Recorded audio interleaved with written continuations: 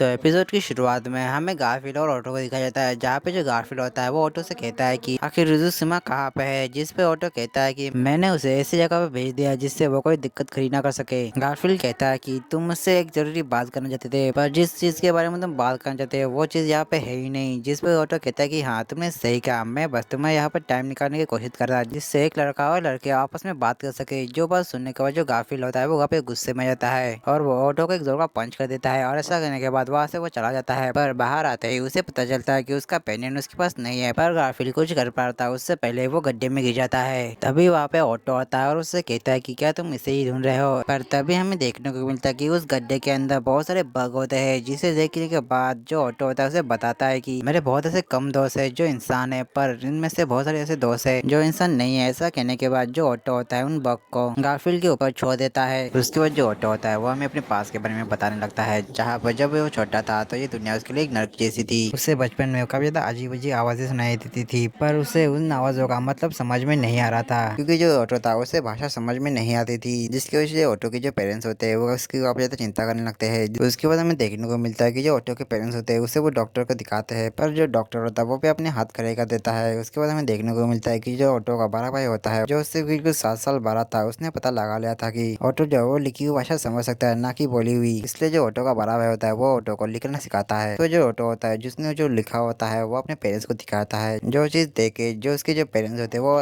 Emotional होते हैं और ऑटो की मॉम जो होती है वो ऑटो को गले लगा लेती है। ऑटो देखता है कि सभी लोग जो होते हैं वो इमोशनल हो चुके होते हैं और रो रहे होते हैं। जो चीज देखने के बाद ऑटो भी इमोशनल होता है और रोने लगता है। ऑटो हमें बताता है कि ये पहली बार था जब वो रोया था। फिर हमें उस वक्त का सीन दिखाया जाता है जब ऑटो 10 साल का था, तब उसके पास एक चमकीली चीज जाती है, जिसे देखने के बाद जो ऑटो होता है वो उसकी तरफ जाने लगता है। तभी उसे वही आवाजें सुनाई देती है जो उसे बचपन में सुनाई देती थी। वो देखता है कि ये आवाजें असल में कुछ बग से आ रही होती है जिन्हें जोड़ा बग कहा जाता है, और तभी से ऑटो को पता चलता है कि वो जानवर से बातें कर सकता है। ये चीज वो अपने बड़े भाई को बताता है, पर जो ऑटो का बड़ा भाई होता है उसे लगता है कि ऑटो मजाक कर रहा है। तभी जो ऑटो होता है उन्हीं जोड़ा बग की बात सुनता है जो कह रहे होते हैं कि जल्दी ही बारिश होने वाली है। जो चीज ऑटो जो होता है वो अपने बड़े भाई को बताता है। ऑटो के ये कहने के साथ ही वहाँ पे बारिश होने लगती है। ऑटो का जो बड़ा भाई होता है उसे विश्वास होता है कि ऑटो सच कह रहा होता है। उसके बाद जो ऑटो का बड़ा भाई होता है वो ऑटो से कहता है कि तुम अपनी पावर को किसी को भी मत बताना, क्योंकि वो तुम्हारे पावर का गलत इस्तेमाल कर सकते हैं। जिस पे जो ऑटो होता है वो मान जाता है। उसके बाद हमें देखने को मिलता है कि जो ऑटो होता है वो अपने ग्राउंड ड्रैगन से बात कर रहा होता है, जिसका नाम फुलफे होता है। वो उसे बता रहा होता है कि वो उसके साथ ज्यादा बातें नहीं कर सकता क्योंकि उसके बड़े भाई ने उसे मना किया है। पर लेकिन जो ऑटो का छोटा भाई होता है वो उसे ऐसे बातें करते हुए देख लेता है। ऑटो का छोटा भाई जो होता है वो अपने दोस्तों को बताता है कि उसका जो बड़ा भाई है वो जानवर से बात कर सकता है, जिसपे उसके दोस्त बिल्कुल नहीं मानते। तभी जो वहाँ पे ऑटो आ जाता है। उसके बाद जो ऑटो का छोटा भाई होता है वो ऑटो से कहता है कि बड़े भैया इन्हें दिखा दीजिए कि आप जानवर से सच में बात कर सकते हैं। और अपनी छोटी भाई की बात सुनने के बाद जो ऑटो होता है उसे ना चाहते हुए भी अपने पावर का इस्तेमाल करने को बताता है। उसके बाद वहाँ पे बहुत सारे जोड़ा बॉक्स आते हैं। जोड़ा बॉक्स को देखने के बाद जो सारे लोग होते हैं वैसे भागने लगते हैं। तभी उनमें से एक लड़का जो होता है वो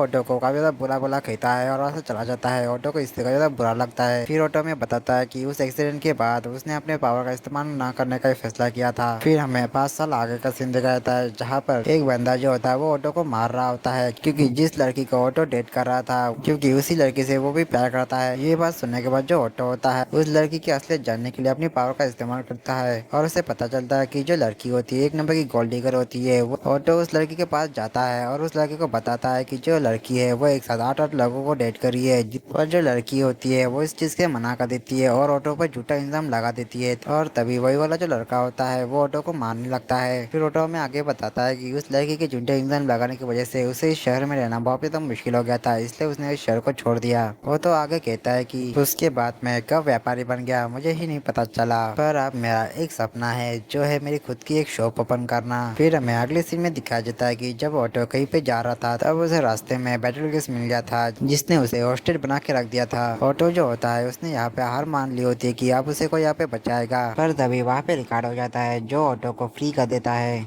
और वो उससे कहता है कि हे बच्चे क्या तुम ठीक हो, जिसपे ऑटो से कहता है कि हाँ मैं ठीक हूँ और आपका बहुत बहुत शुक्रिया मुझे बचाने के लिए। जिसपे रिकार्डो कहता है कि अगर तुम्हें थैंक्स कहना है तो तुम्हें मेरे बॉस को कहना चाहिए, उसी ने मुझे यहाँ पे भेजा जिससे मैं तुम्हें बचा पाया। रिकार्डो जो है वो असल में सुबारू की बात कर रहा होता है। उसके बाद ऑटो कहता है कि अगर ऐसी बात है तो मैं उनसे मिलना चाहूंगा और उनको थैंक्स कहना चाहूंगा। तभी रिकार्डो ऑटो को देखकर कहता है कि अगर तुम्हें रोना आ रहा है तो चुपा ले जाके तुम छुपो, क्योंकि एक असली मत कभी किसी के सामने नहीं रोता। ऐसा कहने के बाद वो उसे रुमाल देता देता है और वैसा चला जाता है। फिर हमें देखने को मिलता है कि जो ऑटो होता है वो रोने लगता है। फिर ऑटो हमें बताता है कि ये दूसरी बार था जब वो रोया था। और उसके बाद वहाँ पर मिमी और उसका भाई आते हैं जो ऑटो को पकड़ के सुबारू के पास लाते हैं। उसके बाद हमारा सीन प्रेजेंट में आता है जहाँ पर हमें देखने को मिलता है कि जो ऑटो होता है वो भाग रहा होता है। तब जहाँ पर जो सारे एनिमल्स होते हैं वो ऑटो को बता रहे होते हैं कि गाफिल जो है वो उसके पीछे ही है और वो आज यहाँ पे मरने वाला है। ऑटो जो होता है ये सुनने के बाद उन सभी को चुप रहने के लिए कहता है। तभी ऑटो के नाक से खून निकलता है। ऑटो में बताता है कि जब वो इस पावर का ज्यादा इस्तेमाल करता है तब उसके नाक से खून निकलता है। पर जो ऑटो होता है वो बिना रुके वहाँ से भागने लगता है। पर तभी जो गाफिल होता है उसे ढूंढ लेता है और उसके सामने आ जाता है। पर जो ऑटो होता है उसकी तरफ एक रेड क्रिस्टल फेंक देता है जो ब्लास्ट हो जाता है। ऑटो जो होता है इस मौके का फायदा उठा के वहाँ से भाग जाता है। गारफील्ड जो होता है वो ऑटो का पीछा कर रहा होता है। पर जो ऑटो होता है वो गारफील्ड के ऊपर बहुत सारे रेड क्रिस्टल को फेंकता है जिससे वहाँ पर बहुत सारे धमाके होते हैं।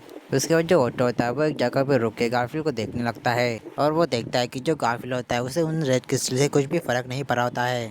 गारफील्ड जो होता है वो गुस्से से ऑटो की तरफ बढ़ता है। जो चीज देखे जो ऑटो होता है वो अपनी क्रिस्टल को निकालने की कोशिश करता है। पर उससे पहले ही जो गारफील्ड होता है वो ऑटो को जोर का पंच मारता है जिसकी वजह से ऑटो जो होता है वो दूर जाके गिरता है। गारफील्ड कहता है कि मैं तुम्हें फिर से अपना वही अटैक करने नहीं दूंगा। ऐसा कहने के बाद वो ऑटो के पास जाता है और उसके हाथ पे पैर रख देता है जिससे ऑटो को काफी ज्यादा दर्द होता है। उसको जो गारफील्ड होता है वो ऑटो का कॉलर पकड़ के उसे उठाता है और उससे उसका क्रिस्टल मांगता है। ऑटो जो होता है वो गारफील्ड को उसका क्रिस्टल देने लगता है। पर तभी ऑटो उससे कहता है कि ये अभी खत्म नहीं हुआ। ऑटो जो होता है जैसे ये कहता है कि तभी वहाँ पर रैम आती है और वो गारफील्ड के ऊपर एक अटैक करती है जिससे बचने के लिए जो गारफील्ड होता है मट बॉल का इस्तेमाल करता है। तभी जो गारफील्ड होता है वो रैम से कहता है कि रैम तुम उनका साथ क्यों दे रही हो, कहीं तुम रोजवार को धोखा नहीं दे रही और तुम उनके सपनों के पीछे आ रहे हो। जिस पर रैम कहती है कि ऐसा कुछ भी नहीं है, मैं बस उनके सपना पूरा करने में उनकी मदद कर रही हूँ, वो भी अपनी तरीके से। उसके बाद जो ऑटो और रैम होते हैं वो सुबारू को लेकर वो कुछ बातें करते हैं जिसकी वजह से जो गारफील्ड होता है वो काफी गुस्से में जाता है और अपने बीस फॉर्म में आ जाता है। रैम जो होती है वो ऑटो को पीछे रहने के लिए कहती है। ऐसा कहने के बाद जो रैम होती है वो गारफील्ड के साथ फाइट करने लग जाती है जहाँ पे जो गारफील्ड होता है वो रैम के ऊपर अटैक कर देता है। पर जो रैम होती है उसे एक जोर का पंच मारती है।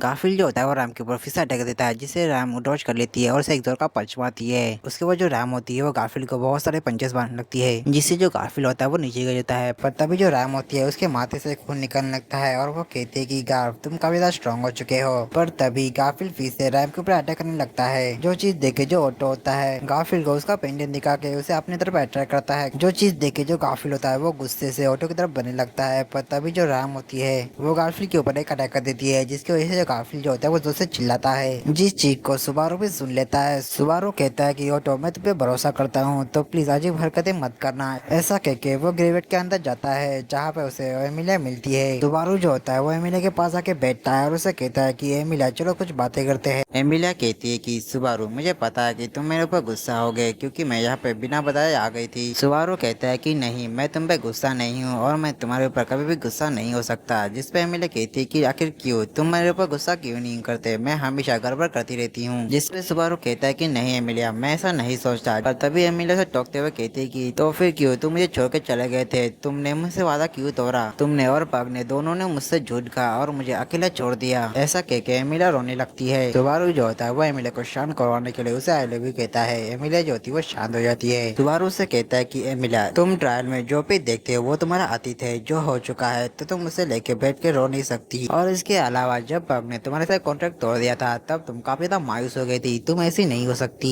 जिस पे एमिलिया कहती है कि सुबारू तुम सही कह रहे हो, मुझे ऐसा नहीं करना चाहिए था। तभी सुबारू से कहता है कि पर फिर भी एमिलिया आई लव यू, मैं तुमसे बहुत बहुत प्यार करता हूँ। ऐसा कहने के बाद जो सुबारू होता है वो एमिलिया को बताने लगता है कि वो एमिलिया से कितना प्यार करता है। और सीरियसली सुबारू यहाँ पर इतना बड़ा भाषण देता है कि अगर कोई लड़की सुन लेगी ना तो वो 5 मिनट में सेट हो जाएगी। पर एमिलिया उस पर कहती है कि ऐसे वक्त में मजाक करना बंद करो। ऐसा कहकर वो उस पर चिल्लाने लगती है और वो आगे कहती है कि तुम सीधे मेरे मुंह पे क्यों नहीं कह देते कि मैं काफी ज्यादा बेकार हूँ। सुबारू कहता है कि ऐसा नहीं है, ये सच है कि तुम्हें काफी ज्यादा कमियां है पर फिर भी इन सारी कमियों के साथ भी मैं तुमसे प्यार करता हूँ। एमिलिया कहती है कि तुम मेरी सारी कमियां जानते हो फिर भी तुम मुझसे प्यार करते हो, मैं तुम पे ऐसे यकीन कैसे कर सकती हूँ। सुबारू कहता है कि तुम बिल्कुल गलत हो, मैं तुमसे प्यार करता हूँ इसलिए मैं तुम पे यकीन करता हूँ। एमिलिया कहती है कि तुम किसी से प्यार करते हो इसलिए तुम इस पे यकीन करते हो, ये कोई रीजन नहीं हुआ। सुबारू कहता कहता है कि अगर मैं तुम पे यकीन नहीं करता तो इतनी परेशानी झेल के मैं तुम्हारी मदद क्यों करता और इस जगह पे क्यों आता जहाँ पर मुझे काफी ज्यादा घुटन महसूस हो रही है। एमिला कहती है कि मैंने तुम्हें नहीं कहा था यहाँ आने के लिए, तुम काफी ज्यादा मतलबी हो, तुम मेरे बारे में बिल्कुल नहीं सोचते। ऐसा कह के वो रोने लगती है और उससे कहती है कि आखिर तुमने मुझसे वादा क्यों तोड़ा, क्योंकि तुम मुझसे नफरत तो नहीं करते। सुबारू कहते हैं कि नहीं, मैं तुमसे प्यार करता हूँ। एमिला कहती है कि फिर तुमने वादा क्यों तोड़ा। सुबारू कहता है कि मैं तुम्हें नहीं बता सकता। एमिला आगे कहती है कि अगर तुम सुबह तक वहाँ पर मेरे साथ रहते तो मैं तुम पे यकीन कर पाती। उसके बाद एमिला जो होती है वो और रोने लगती है और आगे कहती है कि पक के जाने के बाद मुझे जो सारी यादें थी वो धीरे धीरे आ रही है, जिससे मुझे काफी ज्यादा तकलीफ हो रही है। इसके अलावा मुझे इस चीज से काफी ज्यादा बुरा भी लग रहा है कि मैं अपनी माँ को भूल गई। जो बात सुन के जो सुबारू होता है उसे अपनी मॉम की ये बात याद आती है। उसके बाद जो सुबारू होता है वो एमिला से कहता है कि तुम्हें भले को भी यादें याद आ जाए फिर भी मैं तुमसे प्यार करता रहूंगा। एमिला कहती है कि मुझे तुम पे यकीन नहीं है। फिर एमिला आगे कहती है कि अगर तुम जिससे प्यार करते हो वो अगर चली जाती है तो क्या तुम फिर भी। सुबारू कहता है कि फिर भी मैं तुमसे प्यार करता रहूंगा। एमिला कहती है कि मैं तुम पे विश्वास कैसे कर सकती हूँ। सुबारू कहता है कि फिर भी मैं तुम्हें यकीन करवा के रहूंगा। ऐसा कहके सुबारू एमिला के कंधे पे हाथ रखता है। एमिला कहती है कि सुबारू तुम ये क्या कर रहे हो। सुबारू कहता है कि अगर तुम नहीं चाहती तो तुम मुझे रोक सकते हो। एमिला जो होती है वो सुबारू के आंखों में देखती है और उसके बाद वो अपनी आंखें बंद कर देती है। उसके बाद जो सुबारू होता है वो एमिला को किस कर लेता है सीरियसली। इसकी वजह सुबारू होता है वो एमिला से कहता है कि भले ही कुछ भी हो जाए मैं तुमसे प्यार करता रहूंगा और मैं तुमसे आखिर तक प्यार करता रहूंगा और मैं तुम पे यकीन करना कभी भी नहीं छोड़ूंगा। फिर सुबारू आगे कहता है कि मुझे पता है कि तुम्हारी यादों से तुम काफी ज्यादा दुखी हो, पर इसके अलावा तुम्हारे पास एक और चीज है जो काफी ज्यादा इम्पोर्टेंट है। एमिला कहती है कि आखिर वो क्या है, जिसपे सुबारू कहता है कि तुम्हारे इमोशन जो काफी ज्यादा कीमती है और जब तुम समझ जाओगी कि तुम्हारे इमोशन काफी ज्यादा इम्पोर्टेंट है तब तुम डरना बंद कर दोगी और मैं चाहता हूँ कि तुम्हारे जो कीमती इमोशन है वो सिर्फ मेरे लिए हो। एमिला जो होती है वो सुबारू की इतनी सारी बातें सुनने के बाद फाइनली कन्विंस हो जाती है और सुबारू पे भरोसा करने लगती है। और फिर में अगले सीन में दिखाया जाता है कि ये सुबारू और एमिलिया होते हैं वो बाहर आते हैं जहाँ पर वो अपने सामने गारफील्ड को देखते हैं। सुबारू जो होता है वो गारफील्ड को देख के उससे कहता है कि माफ करना, हमने तुम्हें काफी ज्यादा इंतजार करवाया। पर जो गारफील्ड होता है वो गुस्से से कहता है कि ऐसा मत समझो कि मैं तुम्हारा इंतजार कर रहा था। और गारफील्ड के ये कहने के साथ ये एपिसोड खत्म होता है। तो मिलते हैं इसके नेक्स्ट एपिसोड के साथ, तब तक के लिए आप सभी को सायोनारा।